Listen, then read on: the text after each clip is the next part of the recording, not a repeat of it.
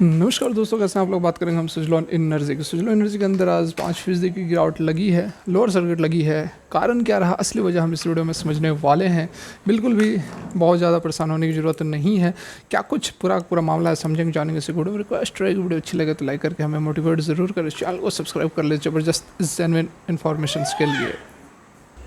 तो यहाँ पर देखिए, आज जो है 20 डेज़ पर इसने सपोर्ट ले लिया। 20 डेज़ का जो ईएमए है उस पर सपोर्ट लिया है। 22 रुपये 80 पैसे पर यह क्लोज़ हुआ है। ठीक है, तो सपोर्ट लिया है 20 डेज़ के ईएमए पर। तो यहाँ से एक जो है कह सकते हैं कि पुश बैक हमें देखने को मिल सकता है। कोई भी बहुत ज़्यादा यहाँ पर चिंता करने की ज़रूरत नहीं है। और जो गिरावट की यदि हम बात करें, आज की जो गिरावट हुई है केवल सुजलॉन एनर्जी के अंदर नहीं हुई है, मैक्सिमम स्टॉक्स के अंदर, निफ्टी 50 सबके अंदर गिरावट हुई है। तो सबसे पहले ये बता देना चाहूँगा कि कोई वैसी सुजलॉन एनर्जी के लिए पर्सनली कोई निगेटिव न्यूज़ नहीं है कि उसके कारण केवल सुजलॉन एनर्जी ही गिर रहा है, तो सुजलॉन एनर्जी के इन्वेस्टर्स को चिंता करने की ज़रूरत है। बिल्कुल नहीं। ठीक है, जो भी गिरावट हुई है सभी स्टॉक्स के अंदर हुई है, सभी मार्केट्स के अंदर हुई है। उस गिरावट का क्या कारण है वो तो हम अभी समझेंगे ही। लेकिन सुजलॉन एनर्जी की यदि हम लेवल्स की बात कर ले तो इससे जो अगर इसको भी तोड़ता है तो फिर 21 रुपये 20 पैसे का एक अच्छा खासा सपोर्ट है। यहाँ से एक हमें टर्न अराउंड देखने को मिल सकता है। लेकिन मुझे लगता है कि यह जो अभी 20 डेज़ ईएमए पर देख सकते हैं, रेड वाले लाइन पर इसने सपोर्ट ले लिया है। तो मुझे नहीं लगता है कि बहुत बड़ी गिरावट अब इससे आगे सुजलॉन के अंदर गिरावट होनी चाहिए, बनिस्बत की कुछ ग्लोबल सेंटीमेंट, ग्लोबल न्यूज़ कुछ निकल कर निगेटिव ना आए। तो यह बहुत ही आसानी से बहुत ही ज़्यादा रिकवर कर सकता है। बात कर लेते हैं कि गिरावट केवल सुजलॉन एनर्जी के अंदर नहीं हुई है, सभी स्टॉक्स के अंदर हुई है। तो उस गिरावट के पीछे क्या कारण है, तो देखिए कुछ न्यूज़ निकल कर आ रही है, जैसे कि global slow down, interest rates का बढ़ना, यूएस यील्ड्स का बढ़ना, और कुछ ऐसी खबरें हैं जैसे कि मैं आपको दिखा ही देता हूँ लाइव।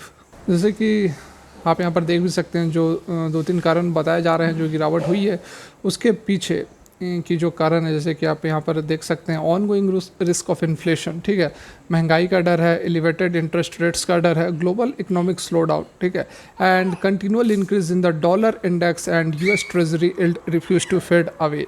तो ये कुछ यहाँ पर जो फैक्टर्स बताए जा रहे हैं, 3-4 कारण, जिसका कारण कि हमें गिरावट है हर तरफ देखने को मिल रही है। लेकिन ऐसी बात नहीं है कि ये जो सडन आज ही सारा कुछ हो गया और आज ही स्टॉक के अंदर हमें या फिर इंडाइसेस के अंदर गिरावट देखने को मिल गई। हो सकता है कुछ बड़ी यहाँ पर सेलिंग हुई हो, कुछ एफआईज और डीआईज द्वारा कुछ बड़ी सेलिंग की गई हो, कुछ वैल्यूएशंस हाई हो सकते हैं, उस कारण से यहाँ पर प्रॉफिट बुकिंग ज़बरदस्त तरीके से देखने को मिल रहा है। उसके साथ में इन्फ्लेशन डाटा भी अगस्त का आने वाला है, तो उसका भी इंतज़ार यहाँ पर इन्वेस्टर्स कर रहे हैं। और industrial production data for July scheduled to be revealed later today, ठीक है।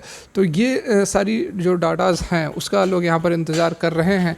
लेकिन जो गिरावट हुई है उसका कुछ ना कुछ तो बहाना देना ही होगा। तो ये 3-4 बहाने दिए जा रहे हैं, लेकिन वैसी कोई बहुत निगेटिव न्यूज़ नहीं निकल कर आई है। वैल्यूएशन हो सकते हैं थोड़ी बहुत ऊपर हो, और या फिर मेन यहाँ पर हो सकती है कि बहुत बड़ी खरीदारी या फिर बिकवाली हुई हो। ठीक है, खरीदारी तो नहीं कहेंगे, बिकवाली, बहुत हैवी वॉल्यूम के साथ बिकवाली होगी। जो फॉरेन इंस्टीट्यूशनल एफआईज और जो डीआईज होते हैं, बेसिकली उनके द्वारा जो बिकवाली होती है हैवी वॉल्यूम में, वो यदि सेल ऑर्डर लगा देते हैं तो ख़रीदार तो आते हैं। ये ऑब्वियस सी बात है कि यदि सेलिंग हो रही है तो बायर्स भी आएंगे। तो ये कह सकते हैं कि जब बायर्स जो माल खरीद ही रहे हैं तो गिरावट कैसे हो रही है। तो गिरावट ऐसी होती है कि जो नंबर ऑफ क्वांटिटीज सेलिंग के लिए लगे होते हैं वो बहुत बड़ी होती है और बाइंग वाली क्वांटिटी छोटी होती है। तो धीरे धीरे करके जो माल वह बिकता है। ठीक है, तो इस कारण से एक प्रेशर बन जाता है, एक कह सकते हैं डर का माहौल हो जाता है। इस कारण से लोग क्या होते हैं कि प्रॉफिट बुकिंग करते हैं और हर तरफ जो है प्रॉफिट बुकिंग हमें देखने को मिल जाता है।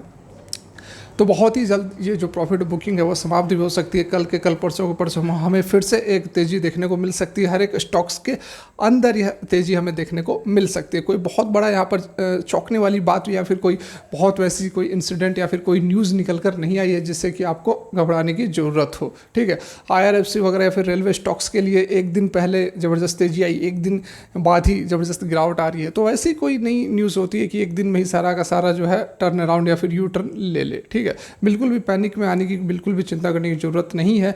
अब सुजलॉन एनर्जी के अंदर गिरावट आई है, उसके पीछे एक और अपडेट निकल कर आ रही है। कोटक की तरफ से एक बड़ा स्टेटमेंट यहाँ पर बताया जा रहा है, दिया गया है कि जो वैल्यूएशंस हैं सुजलॉन एनर्जी के वो काफ़ी ऊपर हैं। ठीक है, 5 से 8 गीगावाट विंड एनर्जी की जो कैपेसिटी है उसको एनुअली प्रोड्यूस करना पड़ेगा सुजलॉन एनर्जी को, तभी वह अपने करंट वैल्यूएशन को मैच कर पाएगी। और मैं आपको यहाँ पर बता दूँ कि 5 से 8 गीगावाट की जो बात कर रहे हैं कोटक इंस्टीट्यूशन, वो कितनी ज़्यादा है आपको पता है? भारत सरकार ने जो तय किया है, ठीक है, रिन्यूएबल एनर्जी का, वो है 8 गीगावाट एनुअली पर ईयर। 2028 तक 8 गीगावाट कैपेसिटी को हम जनरेट करेंगे, जिससे कि जो टारगेट रखा गया है 2030 तक का 500 गीगावाट ऑफ रिन्यूएबल एनर्जी, वह अचीव हो पाएगी।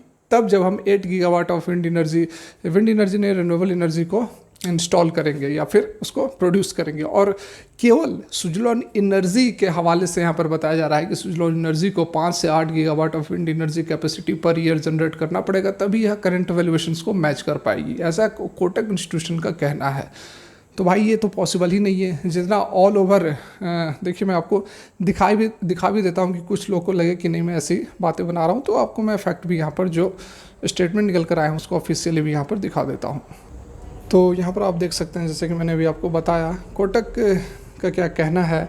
इन case of Suzlon Energy, Kotak reverse valuation analysis based on the current market capitalisation पे बताया जा रहा है कि सुजलॉन एनर्जी को 5 से 8 gigawatt of annual wind turbine capacity को ऐड करना पड़ेगा अपने करंट स्टॉक प्राइस को जस्टिफाई करने के लिए, ठीक है।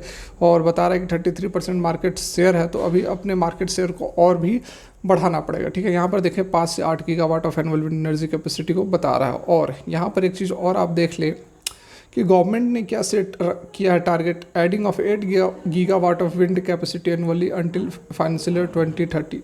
करेक्शन थोड़ा बहुत, यदि मैं 2 साल आगे पीछे अगर बोल दिया हूँ तो माफ़ करें। 2030 तक भारत सरकार का जो टारगेट है विंड एनर्जी कैपेसिटी को लेकर, टोटल बोल रहा है, जितने भी यहाँ पर विंड एनर्जी की कंपनियाँ हैं उन सभी को मिलाकर भारत सरकार ने जो टारगेट रखा है 8 gigawatt of wind energy capacity को एडिशन किया जाएगा प्रत्येक साल। और यहाँ पर कोटक का कहना है कि केवल सुजलॉन को ही इतना करना पड़ेगा ऐड, तब जाकर अपने करंट वैल्यूएशन को मैच करेगा। तो ये कहीं से दिमाग आप लगाओ, कहीं से कुछ जस्टिफाई हो रहा है यह स्टेटमेंट। केवल एक ही कंपनी थोड़ी है, केवल सुजलॉन ही एकमात्र थोड़ी है कि वह 100% जो भी विंड एनर्जी को एडिशन होगा वह सुजलॉन एनर्जी ही करेगी, ये पॉसिबल नहीं है, ठीक है। तो इस कारण से ये बहुत ज़्यादा लॉजिकल स्टेटमेंट निकल कर नहीं आया है कोटक की तरफ से। तो इस कारण से बहुत ज़्यादा ध्यान नहीं देना है, बिल्कुल आपको अपना दिमाग लगाना है, एनालाइज करना है, उसके बाद ही इन्वेस्ट करना। मुझे लगता है अभी सुजलॉन एनर्जी के अंदर फिर से एक तेज़ी आ सकती है। रैली बहुत ज़बरदस्त आई थी, थोड़ी बहुत प्रॉफिट बुकिंग वगैरह, और जिस तरह से ग्लोबल सेंटिमेंट्स चल रहा है तो थोड़ा बहुत प्रॉफिट बुकिंग हो गई हर तरफ। कोई बहुत बड़ा चौंकने वाली कोई वैसी न्यूज़ नहीं है। तो बिल्कुल सुजलॉन एनर्जी के साथ बने रहें, और यदि आप फर्दर और वीडियोज़ चाहते हैं बाकी स्टॉक्स के अंदर गिरावट क्यों आई है वह सारा कवर करेंगे। रिक्वेस्ट है, वीडियो अच्छी लगी हो तो लाइक कर दें। Thanks for watching, have a good day.